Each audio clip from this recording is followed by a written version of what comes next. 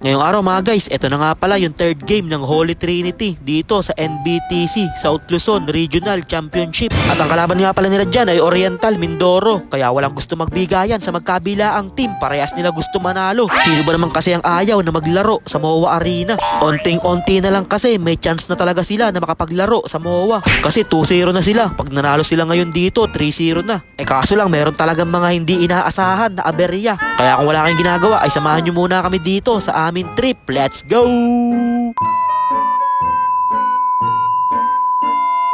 So ayun po sinundo na nga sila dito ni Coach Don para pumunta na nga sila dun sa venue sa Villar Coliseum. Pero kaming mga naiwan ay naglakad na lang kami dito, hahanap na lang kami na masasakyan na jeep para hindi na kami babalikan ni Coach Don. Dahil ganito talaga ang buhay, hindi pa pwedeng isusubo na lang lahat sa'yo. Kailangan paghihirapan mo din paminsan-minsan para pag nakuha mo na yung tagumpay, masarap sa pakiramdam. At least masaya kami sa ginagawa namin, lalo na ako kasi hindi ko naman naranasan to nung player ako eh. Wala kasi nagmamanager dati, ay tubig nga lang, pahirapan pa, sariling bili pa namin. Pero at least nasasama ako sa mga player, hindi man ako naglalaro pero taga-video naman nila ako, parang varsity na din ako nun. At sino ba namang hindi sasaya pag kasama mo si Coach Justin Leal? Katulad neto, pagdating namin sa venue, pinatakbo na nga ni Coach Jem Motovlog dyan yung mga nakasakay kanina sa sasakyan. Anong akala nyo? Kami lang nga maglalakad sa initan? Tumakbo kayo ngayon sa initan. At hindi lang sila pinatakbo ni Coach J, ginawa pa sila mga kangaroo. Kaya pagpasok nga namin dito sa may Villar Coliseum, malapit na nga din magsimula yung laban nila at pinasok na nga dyan yung first 5 na magkabilaang team. At kakasimula pa lang nun laban, pinasukan kagad yung landing spot ni Kondisyan,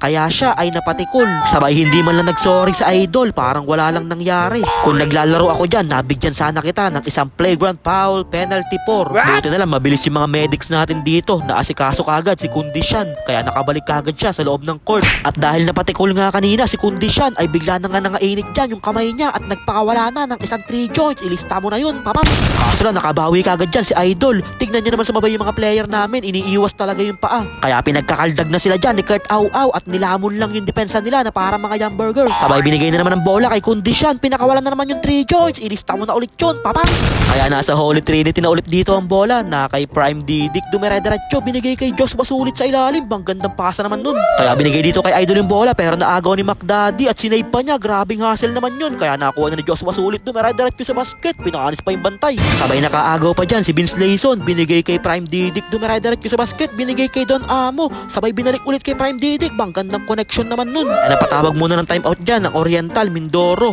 sabay nakashoot pa sa ilalim dyan si Vince Layson. At teka lang, ini-scanning kasi ako ni Coach Leal, kaya timeout muna si Ninin Vlogs. Mamaya na ulit tayo magbo-voice over.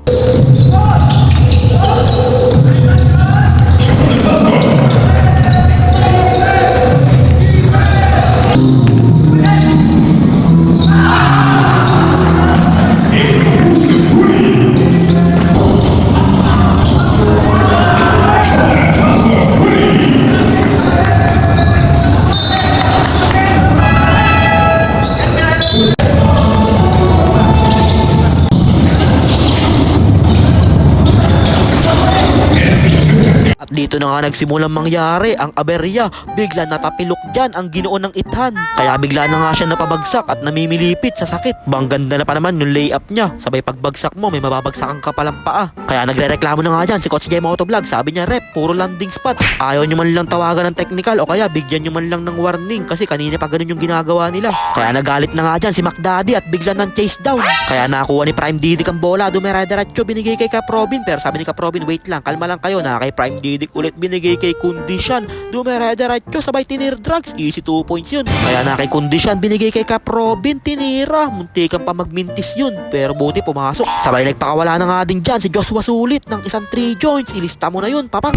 Kaso lang nabawian kagad sila dito ni Idol sa ilalim. Bang gandang galaw naman nun. Pero sumagot din kagad dyan si Don Amo sa ilalim, may kasama pang foul and 1. At dito na nagsimulang gumana ang magic bunot ni Coach J, ang hari ng food panda na si Tolchem. Biglang nagpakawala ng 3 joints, sabay dumidepensa pa siya kunyari. Kaya agawan din sa bola, nakuha ng Oriental Mindoro, tinira ni Idol pero walang foul, humihingi pa siya ng foul. Sabay nakaagaw pa dyan ng Oriental Mindoro, kaya dumire-diretso na dyan si Idol, easy layup yun. At dun na nga nagsimula yung magandang run ng Oriental Mindoro. Saglit lang hinabol yung kalamangan dyan ng Holy Trinity. Sabay may nangyari na naman na isang aberya. nabagsakan pala ng siko yung mata ni Kondisyon. At kinabahan pa nga kami dyan dahil akala namin nawalan pa siya ng malay. Pero nahilo lang pala siya sa pagkakatama nung siko sa may mata niya. Buti na lang talaga mabibilis yung mga medics natin dito na asikaso kagad pag meron na injury. Medyo malala nga dyan yung tama ni Kondisyon kasi hindi pa nga siya bumabangon. Pero buti na lang nakatayo kagad si Kondisyon at tinapalan na lang yung kilay niya. Malaki kasi yung tama. Madami na ding sumirit na dugo dun sa kilay niya. Kaya dinala muna siya dito ng ating mga medics para maasikaso daw muna siya. Kaya magpagaling ka kagad, Kondisyon. Marami pa kayong laban. Sabay nakashoot pa dito ng 3 points ang Oriental Mindoro. Aray mo. Kaya napatawag muna ng timeout dyan si Coach J Motovlog dahil dalawa na lang yung natitira sa kalamangan nila.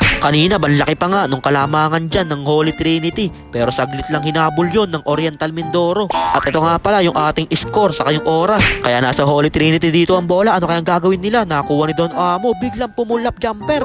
Sabay may isa na namang aberya na nangyari. Si Kurt Au naman yung humiga dito. Pero si Kurt Au mukhang umi-style lang. Nagpapahinga lang ata siya dito. Pangatlong laro pa lang nila. Nauubos na yung mga player nila. Buti na lang talaga. Maganda yung nilaro dito ni Joshua Sulit. Kaya binigay na sa kanya dyan ni Kurt Au yung bola. Sabay nilamon na ni Joshua Sulit yung bantay niya. Pero tinayo din naman niya. Ganyang kabait si Joshua Sulit. Kung ako nakashoot nung ganun, hahakbangan ko pa yun. Kaya pag ganun-ganun lang, ay lamang na nga din dyan ng 6 points ang Holy Trinity, binangonan Spartan, Rizal. At kukunti na lang din yung oras, 14 seconds na lang. Kaya mukhang naamoy na nila dito yung panalo. At sa huli, panalo na nga dyan ang Holy Trinity, binangonan Spartan. Kaya congrats sa magkabilaan team sa napakagandang laban na pinakita nyo. Bukas nga ulit, may laro ulit ang Holy Trinity. Ang kalaban naman nila ay Batang Chaong, Quezon. Kaya thank you po sa lahat ng sumusuporta sa Holy Trinity, binangonan Spartan, Rizal. At syempre thank you din dito kay Idol. Dito ako lagi nakikicharge ng cellphone ko kasi palagi akong lobat. Kaya thank you din po kay Sir Rene at kay Ma'am May sa walang sawang pagsuporta nyo sa Holy Trinity.